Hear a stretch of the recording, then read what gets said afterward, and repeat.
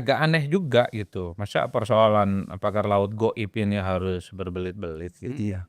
Sampai presiden harus turun tangan, minta dibongkar dan diusut, itu menurut saya ini kan kaitannya bukan hanya menteri yang cuma dilantik 3 bulan, Bang. Berarti juga terkait dengan pemerintahan sebelumnya. Iya iya. Karena dengar-dengar kan misalnya nih, kalau kita mendengarkan Menteri ATR itu toh, kan sudah ada sertifikat HGB-nya, Bang. Coba laut ada sertifikatnya coba. Ini mainannya bukan kaleng-kaleng, Bang, bukan nelayan yang tiap hari pakai perahu gedek itu, bukan, ini kelas berat pemainnya. Bisa punya apa namanya, sertifikat laut itu menurut saya itu kelas kakap mainnya. Ya kalau pengusahanya itu kan konon kabarnya adalah aguan kan gitu. Nah tapi kan itu harus ditelusuri lagi, siapa lagi? Ya itu kan tugas menteri kan, tugas menteri. Abang nyebut-nyebut nama itu. Jadi di dalam komunikasi narasi selalu dikecilkan sebagai pengkhianat, sebagai apapun dia lah. Sekarang ini kan legasinya yang baik-baik itu mau dihapus sama mereka kan gitu. Ini karena memang beban ketakutannya itu berat sekali. Karena Pak Jokowi itu sosok besar kan. Walaupun dia kan orangnya nggak kemaruk. Kalau mau kemaruk, mohon maaf saya. Dari kemarin-kemarin udah buat partai, udah punya partai dia kan. Tapi kan dia tidak dilakukan. Karena dia mau menunjukkan mengurus negara ini bukan soal kekuasaan. Ini soal keberlanjutan. Ya. Jadi makanya dari awal Mas Budi saya katakan cawe-cawe itu harus dilakukan. Oh harus justru? Harus dilakukan. Karena sekarang Pak Prabowo harus mengelus siapa gantinya. Supaya dia tahu ini program yang baik di tangan dia nanti bisa dilanjutkan ke tangan orang yang satu visi. Satu pemikiran. Kalau tidak, kita dari kemarin-kemarin itu asik cut off saja kan. Ya. Programnya ini dijelek-jelekkan. IKN aja disemburkan seperti itu. Kalau kita lihat bahwa kalau konsolidasi kepala daerah di internal partai dalam bentuk rakernas, munas dan lain-lain itu nggak ada masalah. Tapi ketika ini menyangkut persoalan tugas-tugas negara, apa yang disampaikan oleh Presiden Prabowo ya bahwa semua kepala daerah itu harus ikut retreat, ini kan sebenarnya salah satu tugas dari negara. Ya, karena presiden ini menginginkan supaya kepala-kepala daerah ini kan bermacam ragam di kepalanya. Ya kan, belum tentu satu provinsi bupati wali kota itu sama. Berbeda-beda di antara mereka. Coba walaupun tidak bisa disatukan betul pikiran mereka, paling tidak ada singgungan-singgungan yang membuat mereka mudah. Selama ini kan satu kabupaten dengan kabupaten lain itu jaraknya jauh sekali, bahkan sering konflik, sering berbeda, apalagi dengan gubernur. Ya, gubernur datang ke satu kabupaten atau ke kota, bupati wali kotanya nggak ada, ya kan? Terus bupati mau dialog sama siapa? Teman-teman yang menuduh ini nggak punya bukti gitu loh. Jadi mau apa lagi Bang, gitu loh. Sama seperti ijazah Pak Jokowi, ya Bang. Kita lihat beliau dari wali kota, otomatis waktu nyalon wali kota, KPUD Solo pasti akan meminta ijazahnya mana, ya kan Bang? Diteliti dulu. Termasuk kan itu sepengetahuan partai-partai pendukungnya Bang. Iya. Ada banyak waktu itu. Waktu gubernur DKI, ya kan? Termasuk waktu presiden kembali berulang, ya kan? Waktu penyetoran nama, ya kan, ke KPUD dan KPU itu pasti semua bukti-bukti ini kan dibawa. Berarti semua partai tahu, diverifikasi. Ketua-ketua partai tahu.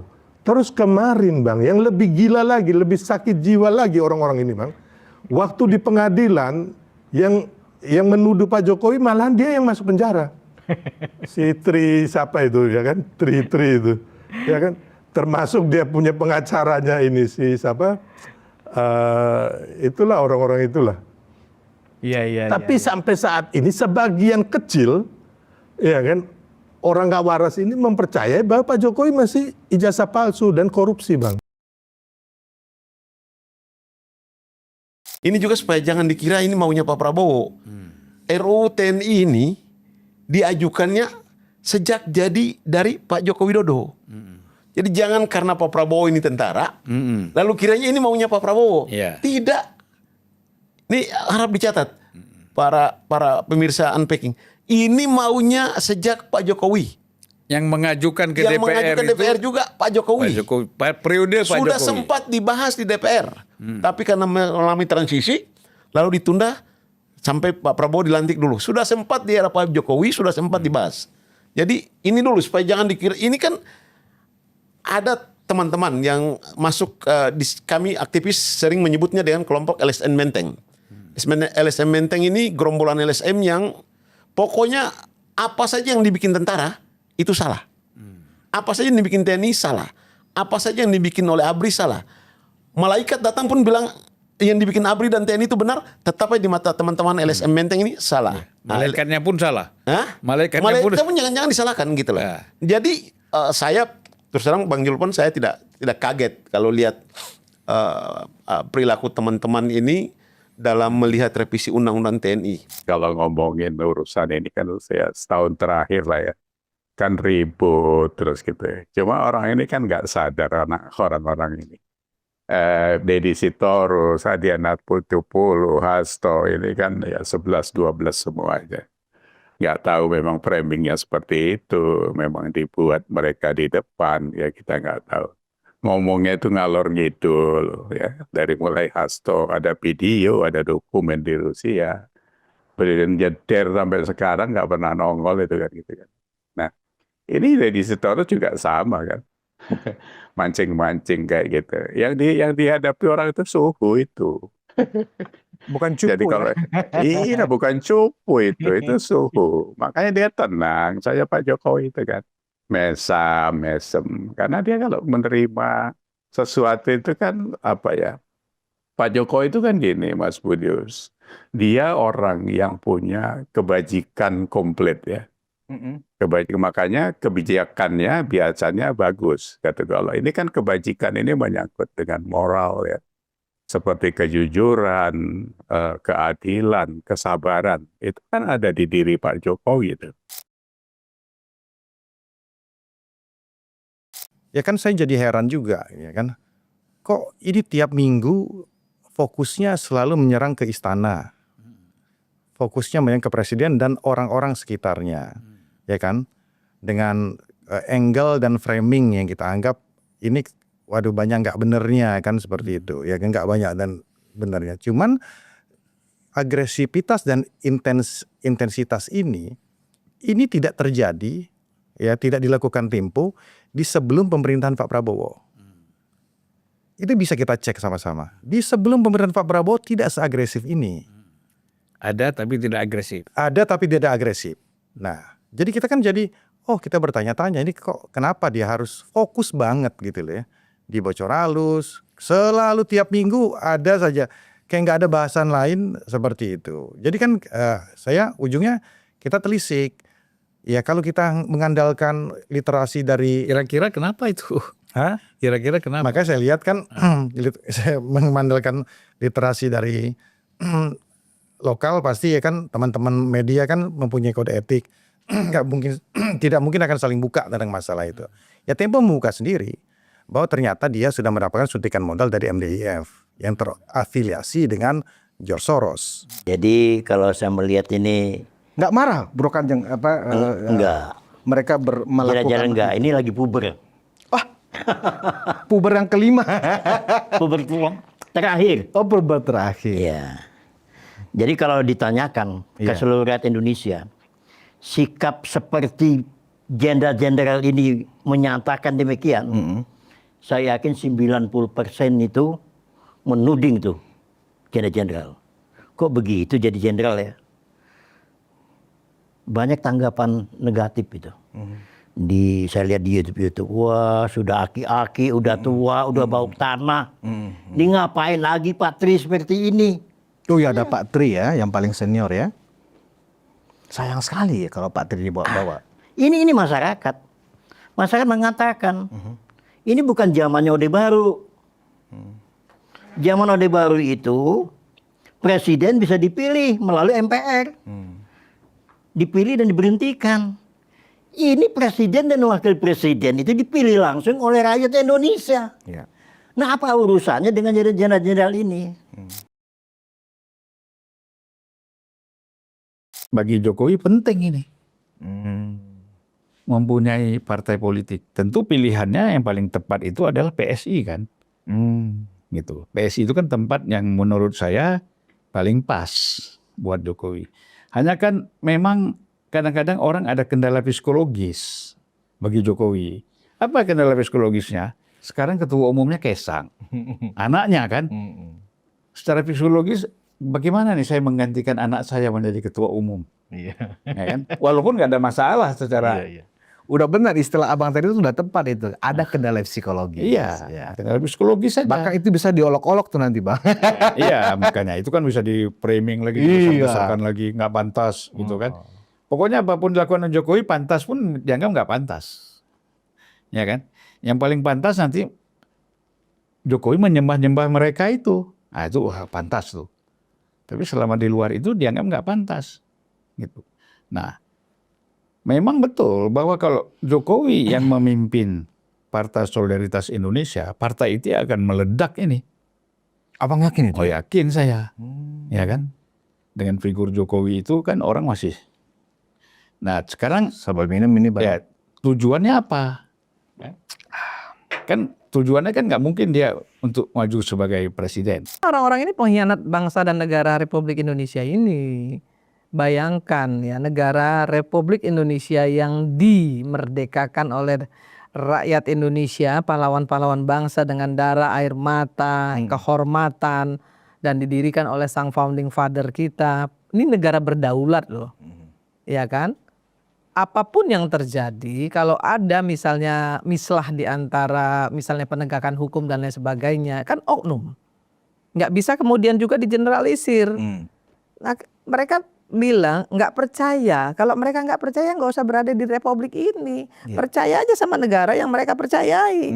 Itu penghinaan loh terhadap Indonesia. Minta dicek di Singapura. Ya jadi warga negara Singapura aja. Gitu. Ini nggak akan pernah selesai orang-orang ini ya. Setelah A dibuktikan dia ngomong B. Setelah B dibuktikan dia ngomong C. Nggak ada habisnya. Tangkap orang ini. Ini ngacau ini. Bikin gaduh Republik ini. Kalau saya wah udah tangkap aja. Udah nggak ada urusan lagi dengan orang-orang seperti ini.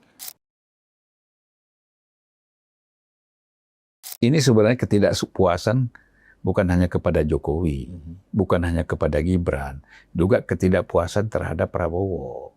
Oh gitu? Lah iya, kan ini jenderal-jenderal ini kan juga ikut memakzulkan Prabowo dari TNI dulu kan. Itu tidak semua ya, tapi sebagian kan seperti itu, gitu loh. Nah, jadi ketidakpuasan, ya, dan sebagian itu kan pendukung Anies, ada pendukung Ganjar, gitu loh. Ini begitu. Nah, kan dilihat bahwa Prabowo ini sangat kuat dengan ada dukungan Jokowi, ya kan, gitu. Nah, ini mau diputus dulu nih. Ya, bagaimana memutus hubungan antara Jokowi dengan Prabowo? Ya kan? Nah, nanti kalau udah bisa hubungan Prabowo Retak, putus, ya kan?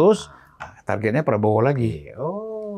Nah, ini kan namanya pelan-pelan, bertahap nih, gradual, ya kan? Jadi gitu. Nah, jadi saya yakin Pak Prabowo juga ngerti lah ini. Pinggir jurang kehancuran. Benar-benar sedikit lagi mereka akan nyemplung dan hancur. Nah, untuk menyelamatkan marwah partai ya mereka harus menyembunyikan hal-hal yang bisa membuat mereka semakin nyemplung ke jurang. Apa yang mereka sembunyikan? Banyak hal. Yang pertama, buzzer-buzzer ini. Buzzer-buzzer ini sudah mulai terendus. Bayarannya dari mana sudah mulai terendus. Kalau ini dibongkar kan kita dengar berita katanya mau dibongkar kan, mau dibongkar siapa aja ini mereka bakal kena nih. Tapi menurut PDIP ini nggak terlalu penting kalau buzzer ketahuan.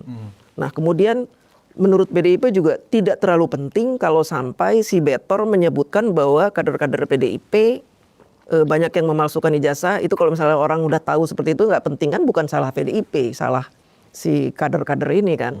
Kan si Betor juga sempat cerita bahwa PDIP pernah nangkep ada seorang bupati yang ijazahnya palsu dan akhirnya dipecat gitu. Itu buat apa, meyakinkan baru PDIP itu ini loh tegas juga loh kalau ada yang memalsukan ijazah dipecat gitu. Setelah dia membongkar ini lalu bilang katanya PDIP menertibkan gitu yang punya ijazah palsu. Nah, yang berbahaya justru kasusnya Hasto ini menurut saya. Yang sedang ditutup-tutupi karena memang kasusnya ini itu merambat, nggak hanya satu petinggi tapi semuanya itu merambat itu. Kalau ini kita fokus gitu memperhatikan kasusnya Hasto, memang benar seperti tadi yang dibilang oleh abang ya, bahwa ini bisa benar-benar menghancurkan PDIP sehancur-hancurnya. Ada yang berkeinginan menjadi wapres pada tahun 2029. Nah, kita kan tahu potensi ya, kita bicara potensi. Potensi pertama adalah AHY. Ya kan? Yang sangat berkeinginan menjadi wapres. Potensi kedua adalah Puan. Betul nggak? Itu kan. Nah, yang ketiga siapa lagi? Muhaimin barangkali. Ya, Muhaimin. Nah, ini semuanya Punya partai lah yang jelas ya. yang punya partai. Elit partai yang lain bang, yang masuk koalisi sekarang bang. Ya kan potensinya yang lemah, kan nggak populer. Enggak, Kiai Maruf Amin siapa yang kenal dulu bang sama Budiono bang? Nah itu lain lagi. Nggak artinya tidak ada problem seperti Gibran ini sekarang kan. Ini kan sekarang ada problem seperti ini Adi. Nanti saya ganti lagi namanya. Nah, jadi kalau kita lihat di sini, nah nanti orang nanti dilanjutkan lagi. Saya berdasarkan Adi, wah berdasarkan Jupan berarti yang main ini PKB, PDIP sama Demokrat kan gitu. Kalau mau diambil simpel seperti itu, walaupun lembaga survei mungkin sudah mendapatkan tuh, ya kan? Kira-kira indikasinya apa gitu. Kita akan ajak seluruh rakyat Indonesia, bukan saja dari NTT, terkhususnya rakyat yang telah memilih Prabowo Gibran, untuk jangan mau dibodohi. Kenapa jangan mau dibodohi? Karena kita sudah capek-capek memilih paket Prabowo Gibran. Jadi kalau misalnya DPR mau mengadakan rapat untuk maksulkan Gibran, maka beta mengajak rakyat untuk kita kacau besar. Kita buat perang dengan DPR. Bila perlu, kita buat sampai negara ini tagoyang. Benar-benar tagoyang. Karena apa? Karena kita rakyat ini sudah muak, benar-benar muak dengan DPR. Masa RUU perampasan aset yang sudah diajukan bertahun-tahun saja tidak digubris. Giliran pemaksulan Gibran langsung mau ditanggapi, bagaimana kita tidak buat itu DPR menyala? Jadi silakan bayangkan kalau beta bilang menyala itu DPR nanti. Saya tahu persis Jokowi itu karena memang kita berteman, bayangkan ya, mahasiswa Fakultas Kehutanan itu kan nggak banyak. Sehingga kita saling mengenal satu sama lain, termasuk Pak Jokowi. Jadi sejak kuliah bareng masuk sampai lulus wisuda saya ikut menyaksikan. Sehingga orang di luar mau ngomong apapun, ya saya pasti nggak percaya dong. Kecuali sayanya sudah pikun gitu ya. Atau masuk angin. Atau masuk angin gitu. Ya kan, orang gila aja kalau sayanya udah gila gitu dan nggak waras, maka saya mungkin percaya dengan isu-isu di luar sana gitu. Ini kan saya orang saksi fakta, saksi hidup yang melihat, menyaksikan, berinteraksi langsung dengan Pak Jokowi sejak masuk sampai beliau lulus sebagai sarjana kehutanan terus Gajah Mada. Sehingga ini saya pastikan itu. Tidak meyakini lagi, tapi memastikan itu. Kalau misalkan saya akan mati setelah bicara dengan Pak Budius di sini, saya punya satu permintaan. Ingat saya. Untuk persoalan amnesti dan abolisi untuk Hasto Kristianto dan Tom Lembong, saya mau katakan presiden kita, Jenderal Prabowo Subianto, adalah pengecut yang menjijikan. Tidak lebih dari itu. Apa yang kurang bagi seorang Prabowo Subianto? Dia adalah Presiden Republik Indonesia pertama yang dipersiapkan sebegitu sempurnanya oleh pendahulunya. Secara mental, luka masa lalunya disembuhkan dengan pangkat sempurna di bahunya.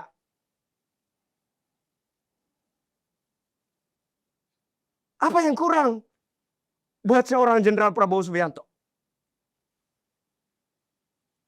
Itu adalah modal secara mental yang ditinggalkan oleh pendahulunya, Bapak Insinyur Haji Joko Widodo.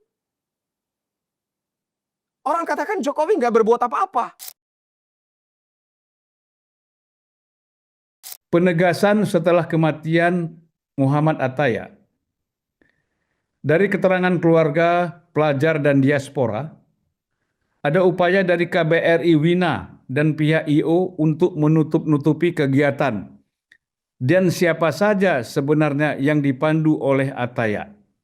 Baru setelah keluarga dan pelajar melakukan penggalian sendiri, terungkap bahwa Ataya dan belasan mahasiswa lain mendampingi rombongan delegasi Indonesia, sejumlah anggota Komisi 11 DPR RI, serta perwakilan dan pendamping kunjungan DPR RI Komisi 11 oleh Bank Indonesia dan OJK. Kita semua memiliki daftar-daftar nama mereka. Sebenarnya menurut Persatuan Pelajar Indonesia baik di Wina ataupun di Belanda, bahwa kegiatan mereka itu berlangsung 26 sampai 30 Agustus. Menurut keterangan, hampir 100% kegiatannya hanya jalan-jalan. Masing-masing anggota rombongan dikawal sopir dengan mobil yang super mewah, plus seorang pemandu mahasiswa. Hal ini yang masih diributkan oleh mahasiswa di Indonesia juga dengan berbagai demonstrasi dan unjuk rasa tentang bagaimana kehidupan mewah anggota DPR kita bukan hanya di dalam negeri, tapi juga ketika melakukan kunjungan-kunjungan ke Eropa atau negara-negara lain. Kenapa mereka minta damai? Ya, bukan saya minta damai. Karena mereka menuduh bahwa Pak Profesor Paiman itu ijazahnya S1, S2, S3 profesornya palsu juga gitu. Ya. Mereka menuduh bahwa Pak Profesor Paiman adalah orang yang mencetak ijazah Pak Jokowi, Presiden RI ke-7 di Pasar Pramuka. Kemudian istrinya Bitor itu sudah stres menurut pengacaranya dan minta didamaikan. Kemudian mereka pergi ke Komisi Informasi Publik yang dimana mereka menanyakan ijazahnya Profesor Paiman. Saya bilang, berisik banget, saya kirimlah itu ijazah aslinya. Kamu cek di Diknas, bukan di KIP, Informasi Publik, KIP, tapi di Dikti gitu. Akhirnya Herman Kadir, wah ini aku nggak jadi katanya. Ya udah, aku udah sarankan ke Bitor, Tor, masuk kamu ini, kalau begini caramu gitu. Jadi bukan justru Pak Profesor Paiman tidak mau. Justru dia minta dicabut aja gugatan perdata, biar fokuskan ke pidana, karena terkesan kita nyari uang. Mungkin kalau itu saya kurang waras seperti Tifa mungkin bisa terjadi. Iya. Tetapi begini loh, itu hanya kalimat saya, ya bahasa saya yang memang saya sudah pikirkan ya saat konferensi pers itu saya bilang yang pakar-pakar ini berbicara sudah ilmuwan ya seperti biasanya sama hampir sama. Saya harus menciptakan satu bahasa yang menjadi perhatian penuh. Kira-kira bahasa apa ya yang saya harus sampaikan agar menjadi perhatian pihak kepolisian dan publik, mungkin bahasa saya bisa viral dan saya bisa ketemu sama dua orang pembohong ini. Itu memang cita-cita saya. Tidak mungkin dong saya mau pergi demo dengan BH dan celana dalam. Itu spontan aja muncul, Bu ya? Itu spontan aja muncul. Ketika mereka di depan berbicara, tidak diberi kesempatan untuk berbicara, tetapi saya minta kepada Pak Ade, saya call Pak Ade, kasihlah aku ngomong karena saya sudah gergetan. Kok polisi lama banget? Nah, saya mesti ambil bahasa apa? Nah, maka saya langsung muncul. Saya di situ tidak bilang bahwa telanjang atau tidak pakai baju. Saya bilang, saya akan turun dengan 500 perempuan memakai celana dalam dan BH. Sekarang pun saya turun pakai BH dan celana dalam. Saya di unpacking ini kan turun pakai BH dan celana dalam juga. Salahnya di mana? Iya. Kecuali saya bilang, saya akan turun telanjang. Nah, mereka yang mempunyai pikiran negatif, pikiran porno seperti Roy Suryo kemarin itu harusnya tidak boleh itu. Dia sampai angkat itu wayang. Justru dia yang porno ya, Justru porno dia yang aksi ya. porno. Dia langsung menunjukkan Wayang yang ada, ya pokoknya nggak ada tetenya tidak pantas, yang tidak pantas. Itu sebenarnya otaknya dia yang porno. Pak Jokowi di mata mereka ya bagusan SBY kan gitu. Tapi kan parameternya apa gitu. Kalau mau ini saya punya nih datanya lengkap. Ya misalnya yang sering disebut itu adalah pertama Pak ya, jumlah hutang ya kan, jumlah hutang di era SBY 10 tahun dengan di era Jokowi 10 tahun. Kemudian masalah pengangguran dan jumlah kemiskinan ya. Kemudian masalah pertumbuhan ekonomi ya. Dari angka-angka itu seolah-olah memang ya SBY jauh lebih sempurna, jauh lebih baik angka-angkanya. Sebenarnya menurut data Pak Yas apakah benar seperti itu, Pak Yas? Ini ya saya bacain ya. Ya. Supaya kita nggak ngelantur gitu ya. Kita mulai dari kemiskinan ya. 2004 Pak SBY masuk, kemiskinan itu 16,6%. Sama dengan 36 juta. Begitu Pak SBY turun 2014, itu turun menjadi 11,3. Signifikan angkanya. Jadi 28 juta. Pak Jokowi menerima angka itu, kemudian Pak Jokowi turun di 2024. Itu turun 4 juta menjadi 24 juta. Artinya kemiskinan di zaman Pak Jokowi pemerintah terakhir itu 8,4%. Ini data BPS ya. Ya. Yang lebih berat itu sebenarnya kalau target Pak Prabowo kemiskinan itu mau dibuat 5%. Itu sama dengan dia menurunkan 14 juta manusia miskin menjadi tidak miskin. Itu di zaman SBY aja nggak kecapai, cuma dapatnya 8 juta gitu kan. Mengenai apakah ijazah Pak Jokowi itu asli dan palsu, pada saat press conference pengumuman tersangka, itu kan langsung dipimpin oleh Kapolda langsung Pak. Dan di dalam pengantarnya, Kapolda mengatakan bahwa ijazah Pak Jokowi asli, kan gitu Pak, ya kan? Dan sekarang ada di tangan penyidik masih, ya kan gitu. Artinya apa? Kalau kemudian hari ini atau semalam kita mendengar bahwa masih itu lagi yang dipersoalkan, di situ yang kita menilai Polda sepertinya gamang juga antara yang sudah diucapkan ya dengan gertakan-gertakan yang disampaikan oleh Roy Suryo dan pasukannya dan timnya dengan membangun sebuah opini bahwa kalau Polda menahan berarti ini kriminalisasi, mereka akan menurunkan massa dan seterusnya. Saya pikir ini presiden yang tidak baik karena untuk ke depan, siapapun yang berperkara secara politik, asal dia punya massa, asal dia bisa mempunyai kekuatan opini publik yang hebat dan besar, pasti penegak hukum akan kalah, pasti penegak hukum akan takut. Nah, ini yang harus disikapi oleh pihak penyidik adalah hal ini adalah Polda Metro. Karena inkonsistensinya pemerintah daerah Jakarta dan inkonsistensinya pemerintah pusat. Mereka mengadakan kompromi politik.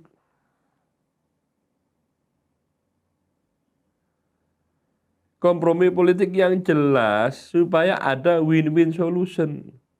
Ini dianggap sebuah masalah besar. Kompromi politik dengan organisasi yang sudah terlarang, apa itu sesuatu yang rasional dalam konteks kita bernegara dan berbangsa? Tidak rasional. Tapi kenapa Pramono Anung mengizinkannya? Ya karena Pramono Anung masih membutuhkan dukungan mereka. Menghalalkan segala cara berarti? Menghalalkan segala cara. Dan ini terbuka? Dan terbuka. Politik dan politik. pelapor-pelapor ini mengatakan nggak perlu ditunjukkan. Tapi ada ombudsman kan di sana, ada lembaga ombudsman itu yang menyatakan perlihatkan saja. Akhirnya penyidik atas permintaan ombudsman informasinya menunjukkan ijazah asli Pak Jokowi kepada seluruh peserta gelar kepada perkara. seluruh Wow. peserta gelar. Ya, ini saya tegaskan kepada seluruh peserta gelar. Bukan hanya ijazah S1-nya yang ditunjukkan, tapi juga ijazah SMA-nya. Gitu. Memang ada di Polda kan? Betul. Nah, selama ini kan orang mencurigai.